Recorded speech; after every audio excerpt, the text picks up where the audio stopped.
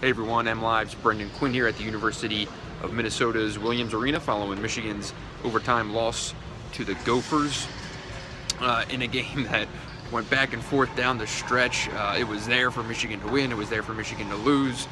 Both teams trading baskets, kind of a frantic pace here. The building was not quite full, but given the dramatics of the ending, it was definitely loud and rocking in here to close things out. Obviously, DJ Wilson with the highlight of the night on a three-pointer to tie it to send it into overtime, but Michigan came up a shot short. Derek Walton with a chance to tie it himself with another three at the buzzer in OT. That one looked good. I was sitting basically directly in line with the shot, and I thought it was going down, but kind of went in, kissed the rim a little bit on the inside, and spun out. So that's life on the road for Michigan. But one thing that I kind of took away from this game and talked with some of the players afterward was this was kind of the first time Michigan was in a game like this.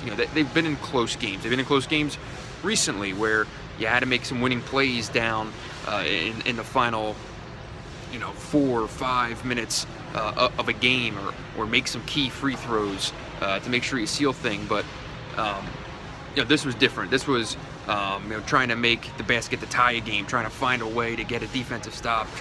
Everything kind of came down to the final minute of play, and that's a different kind of pressure than a key possession with 4 minutes left in the game. When you've got to get a bucket with 45 seconds to go to tie it, and you're playing for your NCAA tournament life, and everyone has the bubble on their mind. Both teams here today.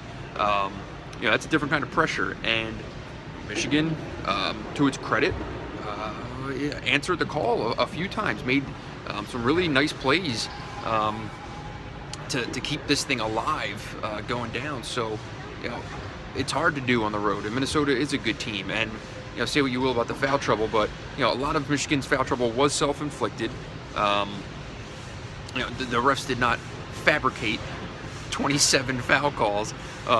Maybe things got a little light. There were some calls that could have surely been passed on, whatever. But Michigan did commit a number of fouls, and to a certain extent kind of shot itself in the foot. But that's how it found itself in the situation that it did late in the game. And if not for giving up all of those free throws, they probably would have had a really good chance of winning this game. And going down the stretch, I do think Michigan is still in pretty decent position to finish strong, secure that NCAA tournament bid. Tonight would have clearly helped. This would have been a really solid RPI win, another road win for Michigan. Instead, they're now 1-7.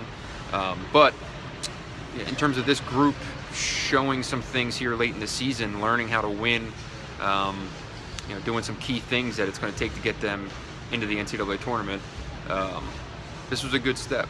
I'd kind of been wondering what their response was going to be to a game that actually went down to the wire. And, I think John Beilein would probably think that this was a little bit of an encouraging response to that. They made some plays, and that's something that they're probably going to see again at some point. They will be in this situation again, and this is why it kind of needed to happen at some point.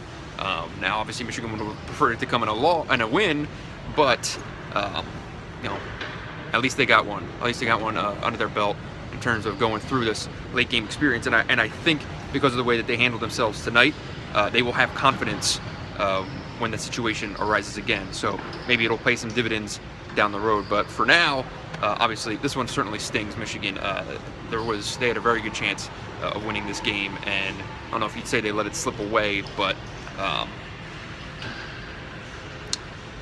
they might be thinking about this game on Selection Sunday, put it that way. If things are close, if they are very much a bubble team, this will be one that's sitting in the back of their heads right alongside that loss to Virginia Tech at home earlier in the year. So that'll do it for tonight. Michigan returns to the court on Wednesday or Thursday against Rutgers on the road. I will be there. Whichever day it is, I will be sure to be there, and I'll tell you all about that one. But until then, as always, thanks for watching.